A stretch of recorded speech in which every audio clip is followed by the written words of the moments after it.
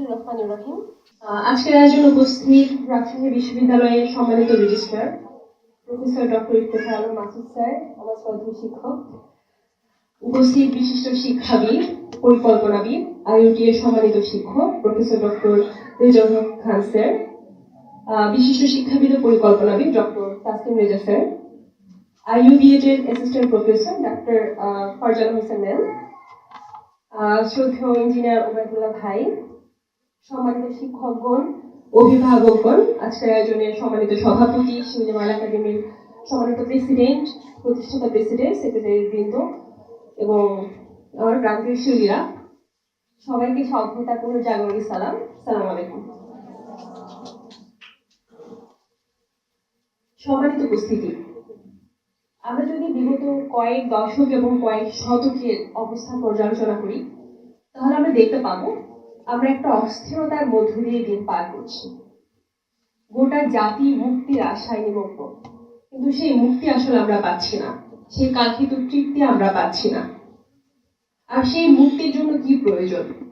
সেই মুক্তির জন্য প্রয়োজন হলো একটি সুস্থ স্বাভাবিক রাজনৈতিক ধারার পাশাপাশি আত্মার পুনর্জাগরণ, ব্যক্তির পুনর্জাগরণ, ব্যক্তিত্বের পুনর্জাগরণ, শিক্ষা প্রতিষ্ঠানগুলোর পুনর্জাগরণ, নান্দনিকতার পুনর্জাগরণ, সেই নগর ব্যবস্থার পুনর্জাগরণ, শিল্পকলার পুনর্জাগরণ, সেই সংস্কৃতির পুনর্জাগরণ, সামগ্রিকভাবে আমাদের জাতিসত্তা, আমাদের জাতিগত ভিত্তি, আমাদের জাতীয় চেতনার পুনর্জাগরণ। এখন দেখুন, আমি কিন্তু বারবার পুনর্জাগরণ বলছি, জাগরণ বলছি না। এখন এই পুনর্জাগরণের ভিত্তি হিসেবে আমি আসলে কোন বিষয়টাকে নিচ্ছি? সেটা হলো আমাদের 1200 বছরের সমৃদ্ধ ইসলামী সভ্যতা। এখন প্রশ্ন আসতে পারে, কেন আমরা এই ইসলামী সভ্যতাকে কেন্দ্রে রেখেই কাজ করছি? যেহেতু আমাদের শিউলিমালা একাডেমি, আমাদের প্রতিষ্ঠান সমূহ বিশেষভাবে ইসলামী সভ্যতাকে কেন্দ্রে রেখে কাজ করার চেষ্টা করে যাচ্ছে।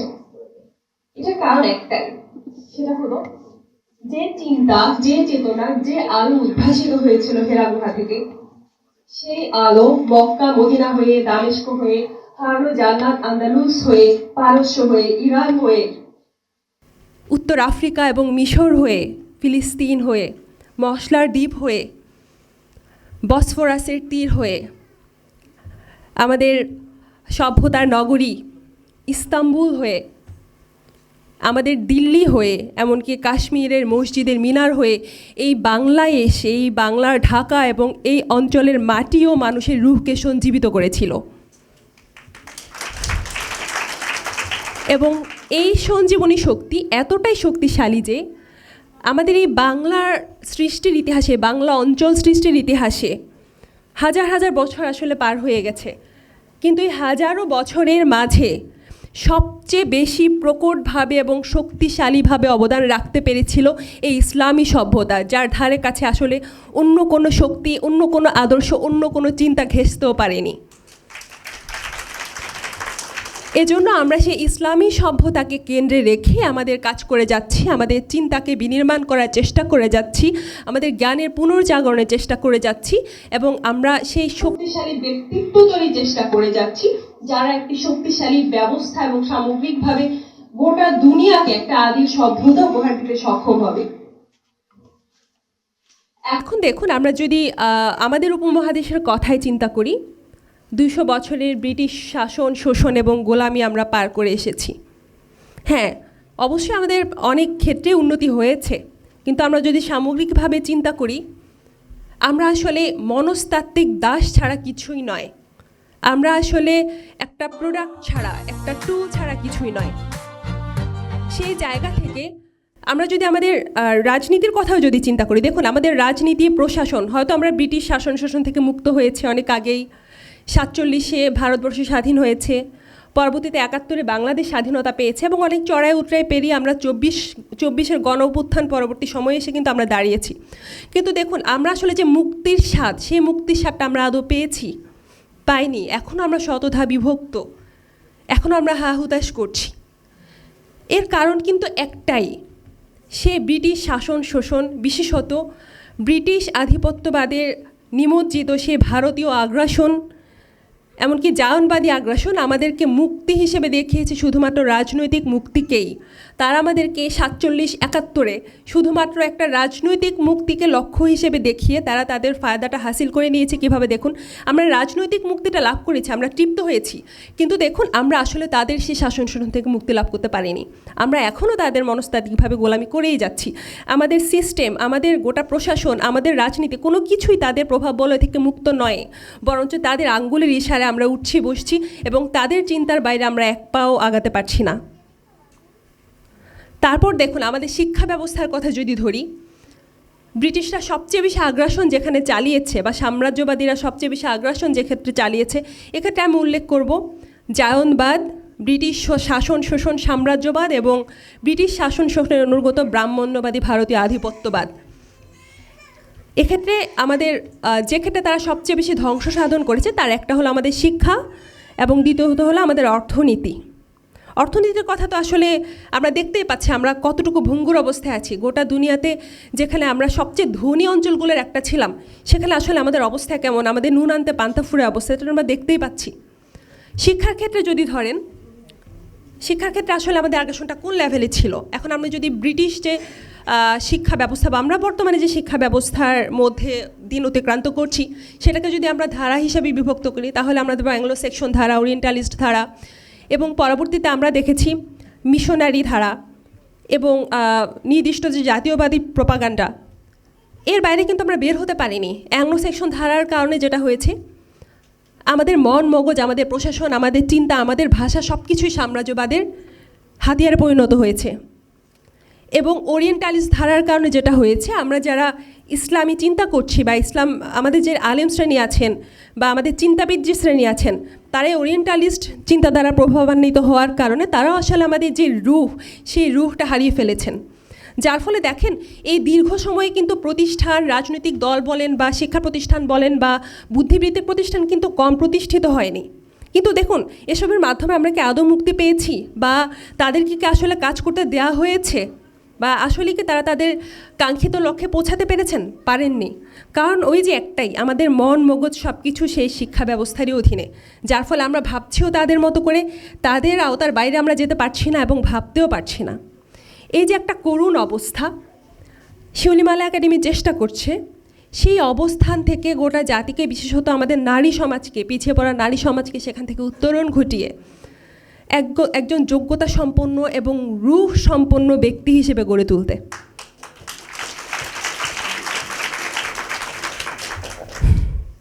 এক্ষেত্রে এই মুহূর্তে আমাদের সবচেয়ে প্রয়োজন যেটা, সেটা হলো প্রথমত ব্যক্তিত্বের পুনর্জাগরণ বা ব্যক্তিত্ব গঠন, দ্বিতীয়ত এমন কিছু প্রতিষ্ঠান তৈরি যে প্রতিষ্ঠানগুলো ফ্রি ওয়ার্ক করবে, ওয়াকফ প্রতিষ্ঠান হিসেবে প্রতিষ্ঠিত হবে এবং নিঃস্বার্থভাবে এই জাতির প্রতিটা মানুষ, প্রতিটা নারী, প্রতিটা পুরুষ, প্রতিটা শিশুকে নিয়ে কাজ করে যাবে, তাদের চিন্তাধারা নিয়ে কাজ করে যাবে, তাদের মনস্তাত্ত্বিক দাসত্ব থেকে তাদেরকে উঠে আনার জন্য কাজ করে যাবে। দ্বিতীয়ত এবং তৃতীয়ত হলো আমাদের প্রতিরক্ষা ব্যবস্থা, আমাদের রাজনৈতিক অবস্থা, আমাদের প্রশাসন খাত। চতুর্থত হলো সামগ্রিকভাবে সিস্টেমকে নিয়ে কাজ করার মতো একটা শক্তিশালী চিন্তাধারা সৃষ্টি। তো সামগ্রিকভাবেই শিউলিমালা একাডেমি এই প্রতিটা বিষয়কে সামনে রেখে কাজ করার চেষ্টা করে যাচ্ছে। আমাদের প্রতিষ্ঠাকালীন সময় থেকে এখন পর্যন্ত আলহামদুলিল্লাহ আমরা ক্ষুদ্র পরিসরে হলেও আমাদের লক্ষ্য পানে এগিয়ে যাওয়ার ক্ষেত্রে অগ্রসর হতে পেরেছি আলহামদুলিল্লাহ। এক্ষেত্রে আমি যদি সর্বশেষ একটা কথাই বলতে চাই, আমাদের এই আন্দোলন হলো মানুষের মন মগজ চিন্তা চেতনাকে সত্যিকার অর্থে উপলব্ধি করে সেটাকে জাগ্রত করতে পারার মতো জ্ঞান এবং চিন্তার পাটাতন তৈরি করার আন্দোলন। আমাদের এই আন্দোলন হলো জাতীয় চেতনা, মূল্যবোধ, আধ্যাত্মিকতা এবং জাতিসত্তাকে বিনির্মাণ করার আন্দোলন। আমাদের এই আন্দোলন হলো পরিভাষার বিপ্লবকে ফিরিয়ে আনার আন্দোলন। আপনারা জানেন আমাদের এই বাংলা ভাষা কিন্তু মুসলিম বিশ্বের দ্বিতীয় বৃহত্তম ভাষা ছিল এবং পরিভাষাগত দিক থেকে এটি খুবই সমৃদ্ধ ছিল, যেটা ব্রিটিশ শাসন শোষণ এবং আগ্রাসনের পরবর্তী সময়ে আসলে আমরা সেই বাংলাকে আর খুঁজে পাই না। আমরা সেই বাংলাকে ফিরে পেতে চাই, সেই পরিভাষাকে ফিরে পেতে চাই এবং সেই পরিভাষাকে ফিরিয়ে আনতে চাই যে পরিভাষার শক্তি বলে এই বাংলা হয়ে উঠেছিল গোটা মুসলিম বিশ্বের দ্বিতীয় বৃহত্তম ভাষায়। আমাদের এই আন্দোলন সভ্যতা ও সংস্কৃতির রাজধানী ঢাকাকে ফিরিয়ে আনার আন্দোলন।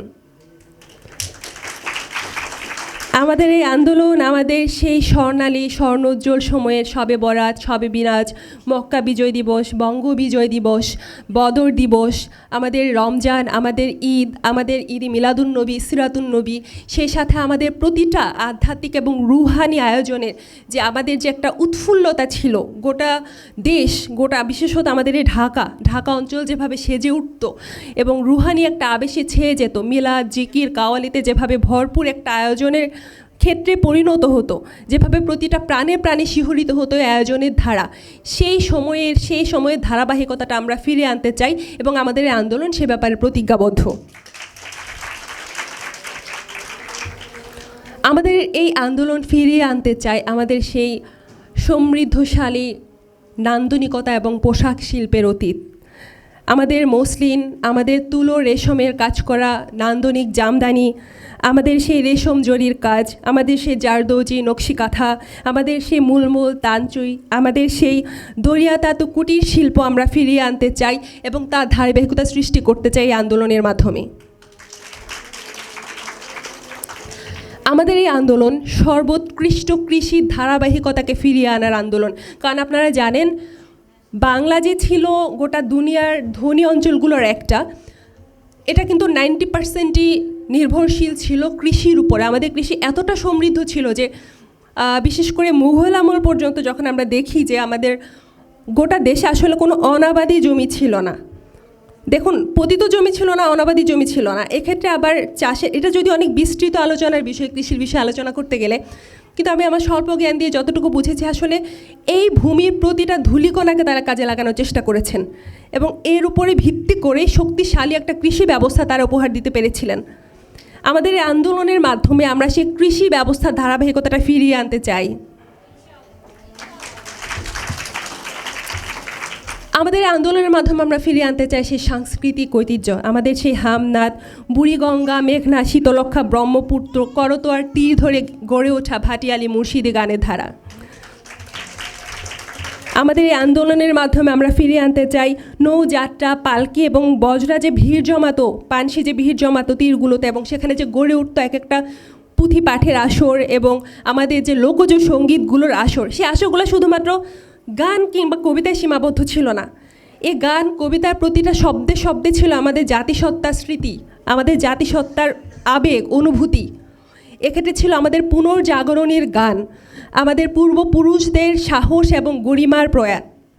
আমরা সেই ঐতিহ্যটা আবার ফিরিয়ে আনতে চাই আমাদের এই আন্দোলনের মাধ্যমে।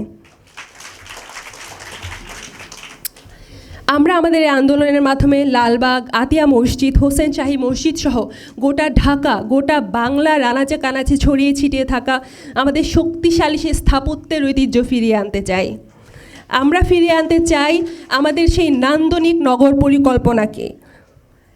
এই বাংলায় এই সংস্কৃতি এবং ইতিহাস ঐতিহ্য ধরেই কিন্তু উঠে এসেছিলেন ইখতিয়ার উদ্দিন মোহাম্মদ বিন বখতিয়ার খলজির সৃষ্ট ধারায় বুজুর্গ উমেদ খাঁয়ের মতো সেনাপতি, ইবনে হোসেনের মতো নৌ সেনাপতি, দেওয়ান মুনাওয়ার খানের মতো বীর যোদ্ধা, শাহজালাল শাহ আমানতের মতো ব্যক্তিরা, বদর পীর গিয়াসুদ্দিনের দরগা, সেই সাথে রুমি জামি হাফিজের উত্তরসূরি বুল্লে শাহ আমির খুসরো এবং আলাউলরা, আগা বাকের খাঁ, শায়েস্তা খাঁ, ইসা খাঁ, মুসা খাঁর কথা তো আমরা জানি। সেই সাথে উঠে এসেছিলেন শাহ ওয়ালিউল্লাহ দেহলভি, আল্লামা ইকবাল, মুজাদ্দিদে আলফেসানি, সুলতান গিয়াসুদ্দিন আজম শাহ এবং খান জাহান আলীরা। সেই সাথে উঠে এসেছিলেন আমাদের কবি কাজী নজরুল ইসলাম, উঠে এসেছিলেন নবাব সিরাজউদ্দৌলা, উঠে এসেছিলেন তিতুমির শরীয়তুল্লাহ দুদুমিয়ারা এবং উঠে এসেছিলেন সর্বশেষ আল মাহমুদ ফররুখ আহমেদরা। আমরাও তাদের উত্তরসূরি হতে চাই এবং হতে চাই সে উত্তরসূরিদের কারিগর, সে উত্তরসূরিদের মা, সে উত্তরসূরিদের বোন, সে উত্তরসূরিদের শিক্ষক। ইনশাআল্লাহ আল্লাহ আমাদের কামিয়াবি দান করুন, সবার কাছে দোয়া চাই এবং আমরা পারবো ইনশাআল্লাহ। আসসালামু আলাইকুম।